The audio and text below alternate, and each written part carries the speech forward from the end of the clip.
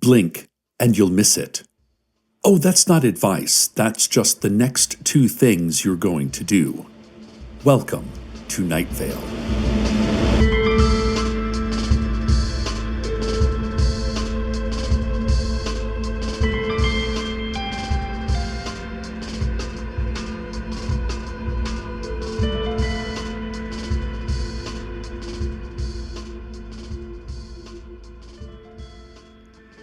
Hey, does anyone hear that sound behind the sky? It's like 100 matches being struck at once. Or it's like the bones in your pinky finger snapping. Or it's like teeth being run through an industrial grinder. I would say in the sky, but that's not right. In the sky, there are clouds and black helicopters and unidentified aircraft. Normal stuff like that. But this sound is coming from behind the sky. Does anyone hear it? It sounds like a heart breaking. Or it sounds like an important letter being torn up. Or it sounds like the way that losing at chess feels. It's the darndest thing. Haven't heard anything like it. And I also didn't know sounds came from behind the sky, so I'm learning a lot right now. If anyone else is hearing that, please call in. You'll know the sound if you hear it. It sounds like a Toyota truck being slowly covered by thousands of tons of sand. More on that, if anything more happens. But first, Dana's investigation of the murders of Marcus Vanston and intern Jalen Rutherford continues. She has called and left me a voicemail. Let's give it a listen together. Hi, Cecil. I keep coming back to certain strange financial transactions that Marcus Vanston made in the days before his death. As the saying goes, if you want to get to the truth, give chase to the cash. Marcus was making regular donations to his local church, Our Lady of Temporary Salvation. He said that he wasn't personally religious, but that whenever anyone gets mad about the egregious oppressive power billionaires have on our country, it looked good if he sort of gestured at religion every once in a while. Plus, he was literally an angel. But his donation stopped after he had a private meeting with Harrison Kipp. The rumor is that he promised Harrison Kipp's religion a lot of money. Then, instead of donating to Harrison directly, he donated a few $1 million to the community college, but at that point I lost track of it. It gets shuffled around in bookkeeping that's way more complicated than a community college needs. One thing I know for sure, the donation never made it to Harrison Kipp, if that's where it was supposed to go. So where did that money disappear to? And how did Harrison Kipp react when he didn't receive the promised funds? Wow, that sounds like some exciting intrigue. It's almost like an episode of Antler Cove, except of course that a real person, Angel, died. And now, cooking tips from an old stone tablet I found in the parking lot. Need to cook after a busy workday? Feeling tired, but still need to consume? Try this simple one-pot recipe. Start with mud. Put mud in the pot. Once the pot is full of mud, add more mud. Keep putting mud in there. Feel like something's missing? Fill that absence with mud. Slosh mud on in until it overflows the pot and overflows the kitchen, and you sludge out of the back door of your house on a river of mud, and keep adding mud until the mud has devoured your town, and then your country, and then your world. Finally, top with a grilled chicken breast if desired. Old stone tablet. That sounds delicious. Hey, does anyone hear that sound behind the sky? It sounds like a bike skidding out of control on an unexpected patch of ice. Or like a tree being slowly eaten by insects, and we think it can't feel it, but it absolutely can. You know how when you're around a lot of electricity, you can almost smell it? this sickly green burning smell that makes your hair float. Well, this sounds like how that smells. I got a call from Nilanjana Sikdar down at Labs and More, her new mega lab and lab supply store in the Science District. She says that she has heard the sound as well, and that it sounds like when the solution to a problem should be obvious, but you just can't quite articulate it. Or when you make a mistake that you know will be waiting for you every time you close your eyes for the rest of your life. It sounds exactly like that, she says. I asked her if there was any scientific explanation, and she said yes. And I said, "Oh, great, what is it?" And she said, "Oh, I don't know the explanation. I just know that if something exists, then science can explain it." And then she said that it sounds like falling from the top of a 3-story building onto a large pile of empty ice cream cones. So, I'm not the only one who hears it. Whew. Please keep calling in if you hear it too. And now a message from the Night Vale Philosophical Society. Attachment to the world is your problem. You think that your value is the value of your possessions. You think that your car means something about you as a person.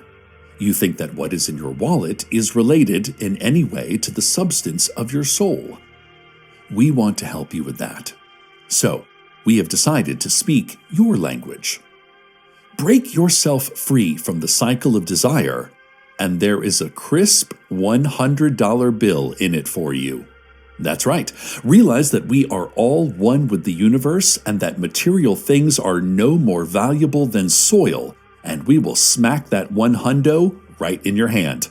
Make big bucks by seeing past the trap of wealth. The choice is yours. Stay tied to the heavy burden of everything you own, or realize that the only difference between you and the sun is an arrangement of atoms, and that you never needed anything at all, and baby, this Benjamin is yours. All is eternal, and all is nothing, and if you can realize that, you'll be 100 big ones richer. This has been a message from the Night Vale Philosophical Society. Hey, does anyone hear that sound behind the sky? It sounds like a hand mixer in a tub of hair gel. Or like the last cough you make before you die.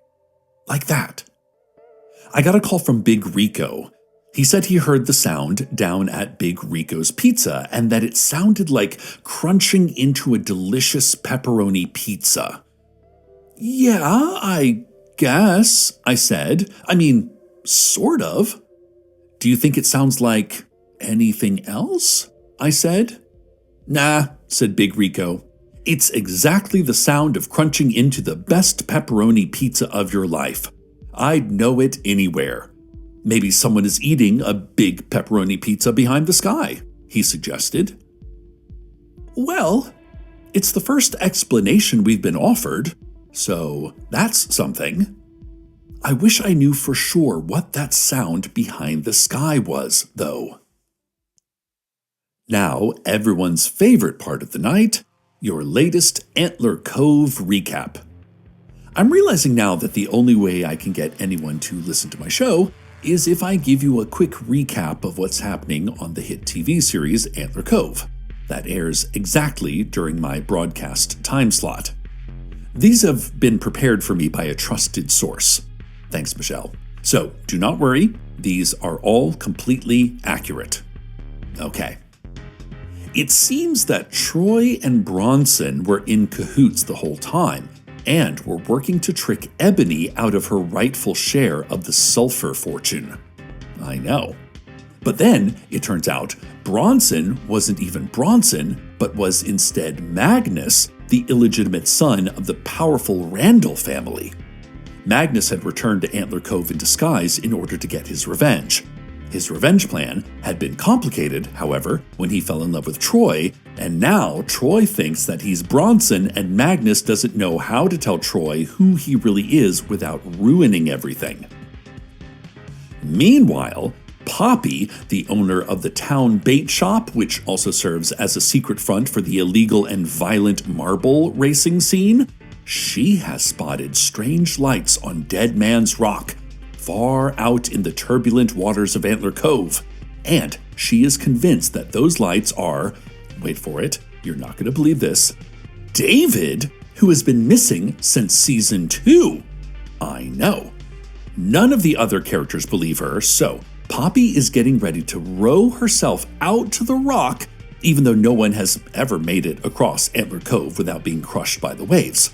And Lionel, who knows that David actually moved to New York City for a work thing, has been trying to convince her not to, but Poppy won't listen, and now the entire future of the marble racing business is in doubt. Whew! I'll be honest, that sounds pretty good. And Michelle said she even had to leave out a few things for time, like a fun little subplot about a new cook at the diner who keeps getting everyone's order wrong, and the whole thing about how the aliens have given everyone 3 days to meet their demands or they destroy the entire world. So, that's what you missed on Antler Cove. Thanks for spending time with me instead.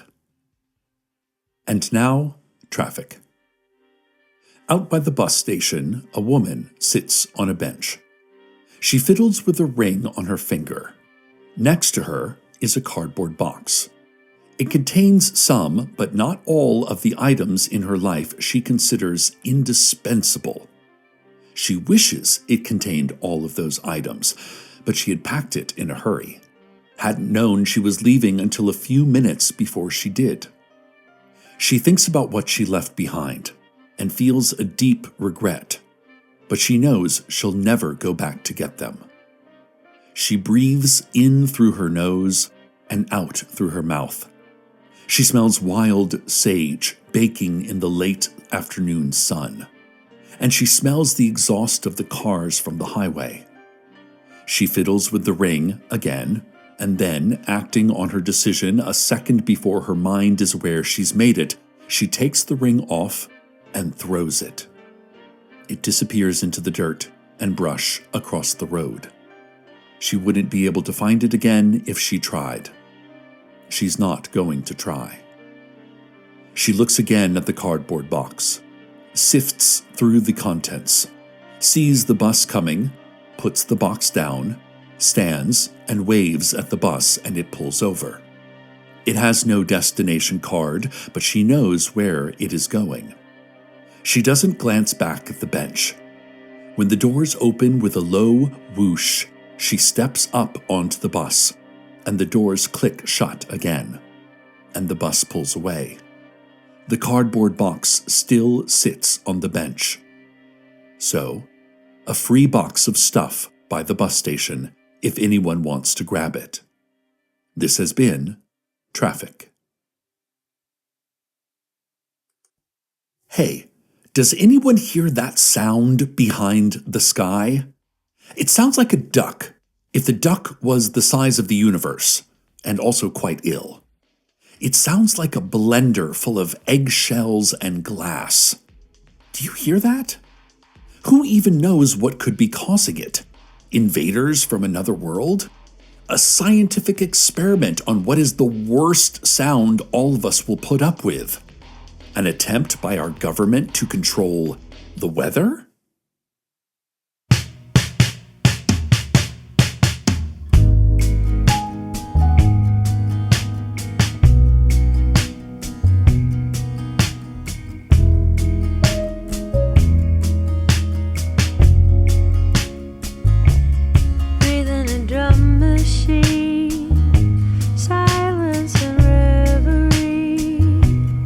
Into the Argosy.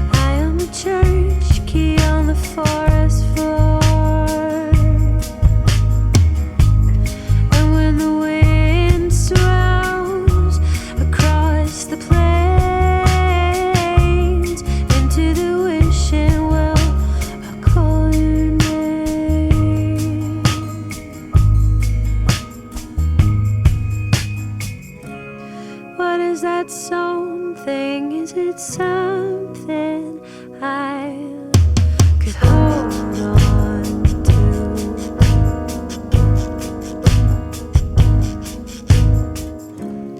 Is it your patchwork pattern heartbeat?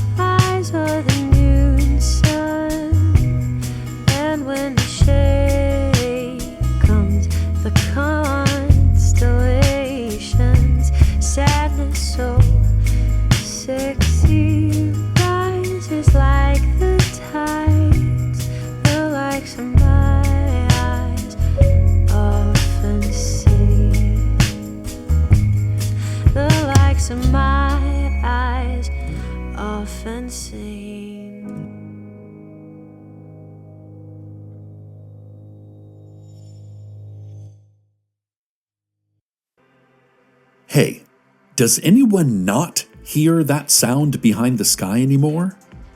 I thought it was bad when it was happening because it sounded like someone was tapping on the inside of my skull, or like the cracking of a building right before it falls down around you, like that. But somehow, it's worse now that the sound is gone. The silence is like after the spin and crack of a car crash, when the people in the car try to tell if they are still altogether there.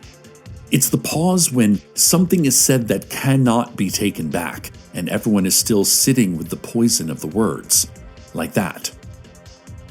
Oh, I'm getting a call. It's from Stacy Jennings, the park ranger out in the scrublands.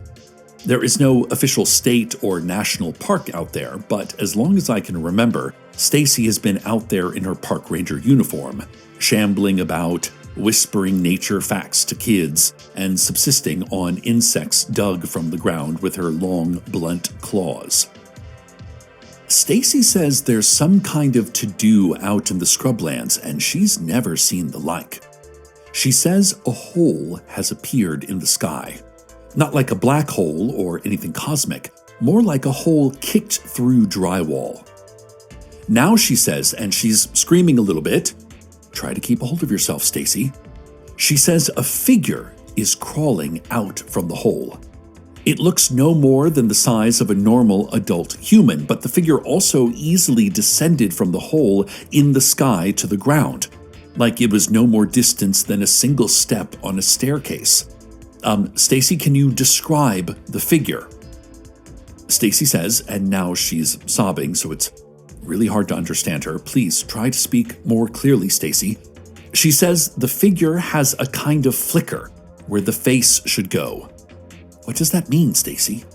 She says it's like a TV screen that has gone out of whack, mostly black with flickers of light, and sometimes something that is like a face, but she can't quite keep a hold of it.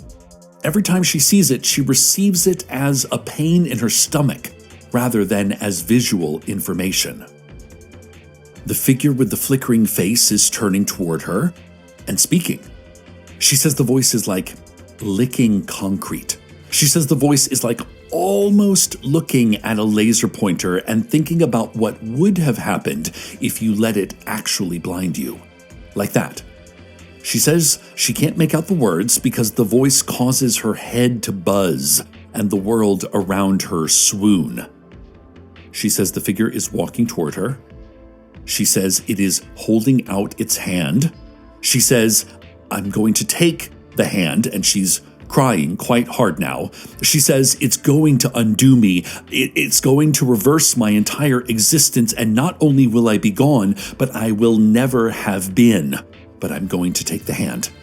I wish someone were here to stop me. I'm taking the hand now, she says. Oh. She got cut off. There was a sound like a deck of cards scattering to the ground, and then nothing. Cell service has been so unreliable lately. Anyway, I wish Stacy had been a little more detailed in her narrative, and I'm certainly going to give her a ribbing about that next time I see her, which I assume will be soon. Stay tuned next for the pitter-patter of little feet running down the hall. Ah, the kids have woken up and are coming to see you. Of course, you don't have kids. The pitter-patter is getting closer now. Good night, Night Vale. Good night.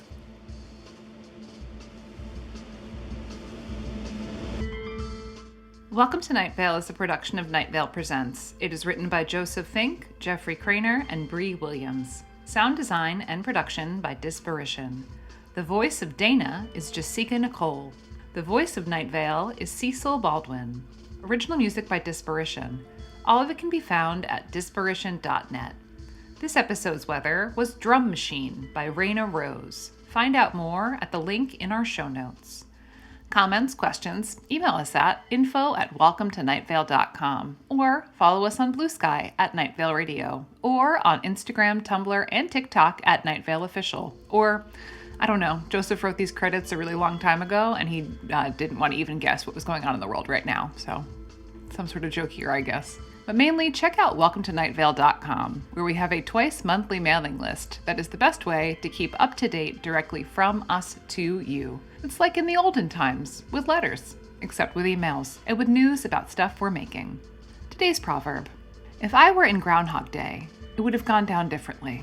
I simply would have moved forward in time despite the time loop, due to my hustle mindset.